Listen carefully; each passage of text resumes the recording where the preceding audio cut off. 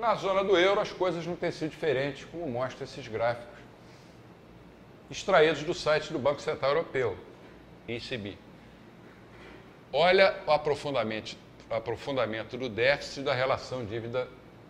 Aqui está o zero, aqui está o equilíbrio fiscal. Onde é que os caras estão? O ECB não pode reagir, né? Tudo amarrado.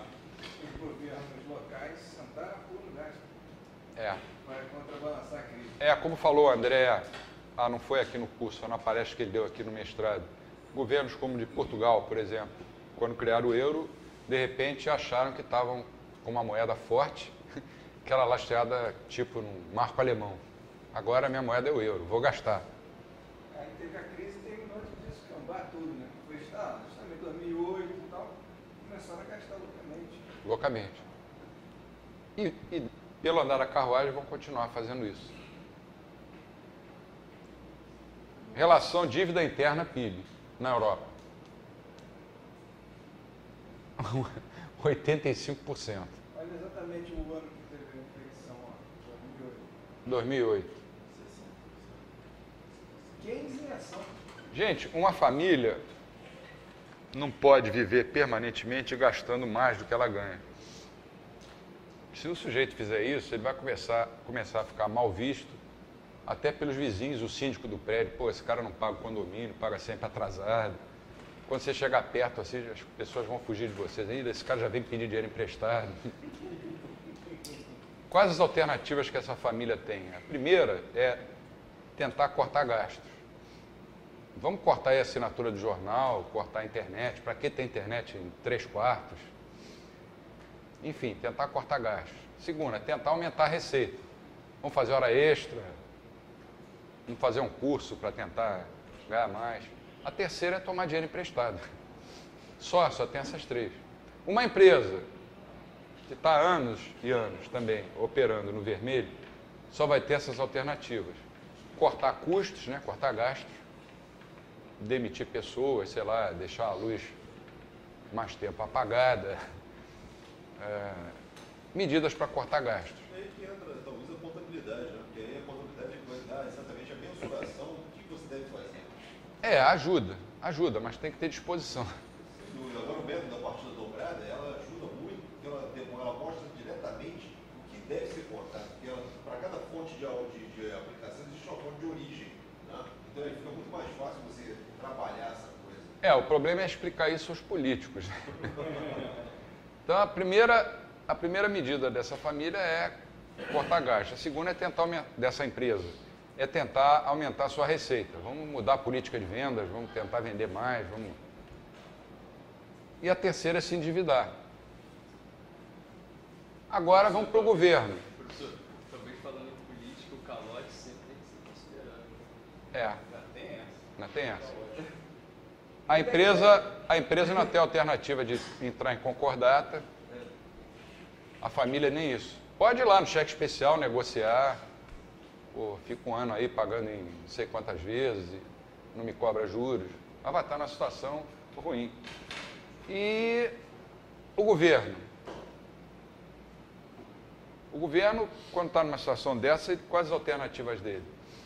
Aí é contabilidade mesmo. Não é teoria econômica A, B ou C, austríaca, keynesiana. O governo, ou ele corta gastos, que é sempre difícil. Se na família é difícil, na empresa é difícil, no governo é muito mais difícil, e tem que acomodar um monte de pressões. Vai tentar aumentar a receita, por isso a carga tributária vem crescendo, governo após governo. Não é só no Brasil não, mas aqui eu tenho esse gráfico, mas não está aí. De presidente a presidente, mostrando como é que a carga tributária vem aumentando, desde o Collor até hoje. E a outra alternativa é se endividar, internamente ou externamente, mas ele tem uma alternativa que, se o chefe de família usar, ou o diretor da empresa usar, eles vão ser presos como falsários, que é emitir moeda sem lastro. E se tem uma teoria por trás que diz que gastar é bom, faz bem para a economia, isso é tudo que ele quer ouvir. Ele nunca vai querer ouvir um economista austríaco. Deixa eu ver o que vem. Quer dizer, uma dívida interna dessa é uma coisa imoral. A Europa tem que tomar um rumo. Eu, por mim, ou para mim, a solução melhor seria acabar com a União Europeia e voltar cada país a ser o seu país. Em período de transição, eu não acredito nessas coisas, tipo União. Um italiano é um cara muito diferente do inglês. O inglês é o cara todo flegmático, todo italiano a gente mexe com a mão, a gente faz assim. A cabeça da gente é diferente. Um grego, então, nem se fala. Um português é diferente, um espanhol é diferente, um austríaco. Então, você querer juntar tudo isso num país só e dizer, tudo bem, o ideal é bonito, somos todos irmãos. Mas na hora da briga, do pega para capar, o contribuinte lá, alemão, não vai ficar nada satisfeito de estar ajudando um cara de outro país, que não tem nada a ver com ele, nem culturalmente, que esse país fez um monte de bobagens, né? E a frouxidão monetária na Europa. Isso aí são os agregados monetários em termos de variações. A partir de 2010, 2009, como é que eles começaram a afrouxar?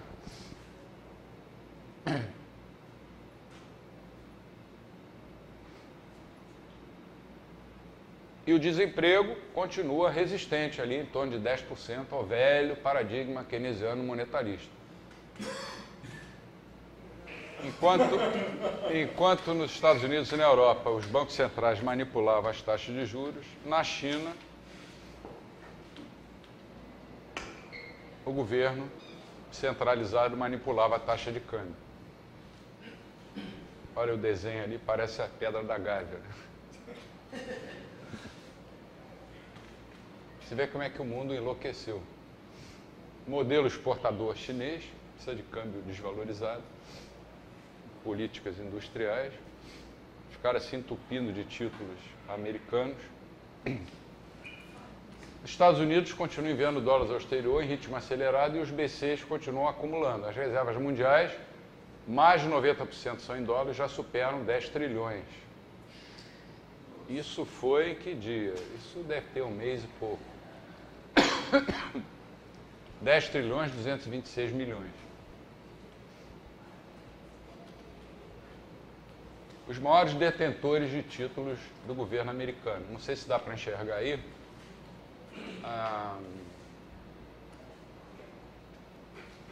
Essa parte aqui mais escura são todos os outros. Laranja aqui é a China. Azul, Japão. Amarelo, Reino Unido. Verde, exportadores de óleo. E o Brasil aqui, com 5%. De títulos americanos. E continua crescendo.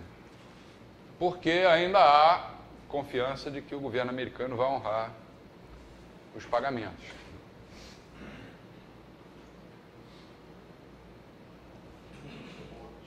O que está acontecendo? Por que os economistas parecem perdidos numa noite escura? Né? Era o título de uma peça, eu coloquei numa noite suja porque dá no mesmo. Como é possível que tudo que aprenderam nos manuais macroeconômicos não esteja funcionando? É porque os manuais estão errados. Os economistas da nossa tradição, do Karl Menger, Mises, Hayek, Rothbard, a resposta é muito simples, direta, mas é chocante. É chocante para o senso comum acadêmico e profissional. A nossa resposta é que o paradigma keynesiano monetarista não funciona porque os diagnósticos para os ciclos econômicos simplesmente estão errados. E quando o diagnóstico é falso, a terapia indicada não tem como funcionar.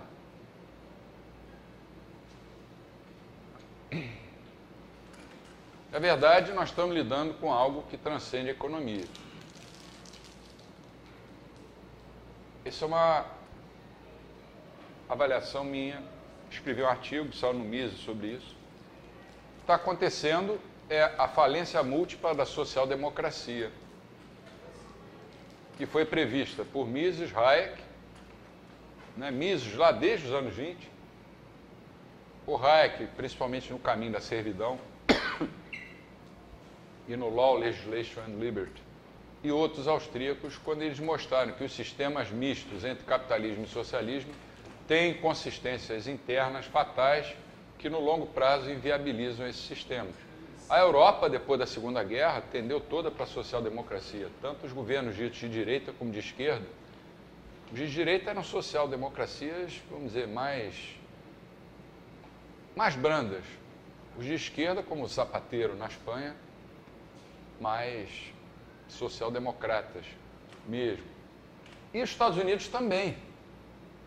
Essa história de que republicano defende o livre mercado e democrata não defende, já há muito tempo que já não é assim.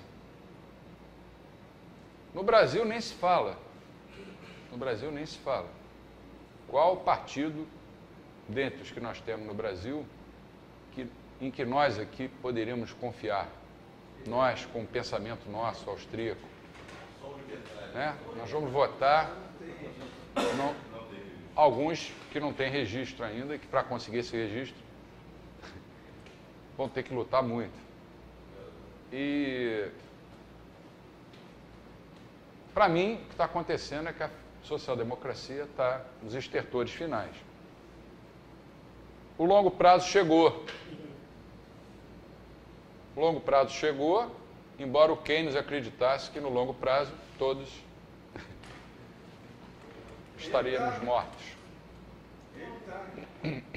Fez as ideias? Mas as ideias não. Chegou a hora da formiga. E as cigarras keynesianas acreditavam que o verão não ia acabar nunca.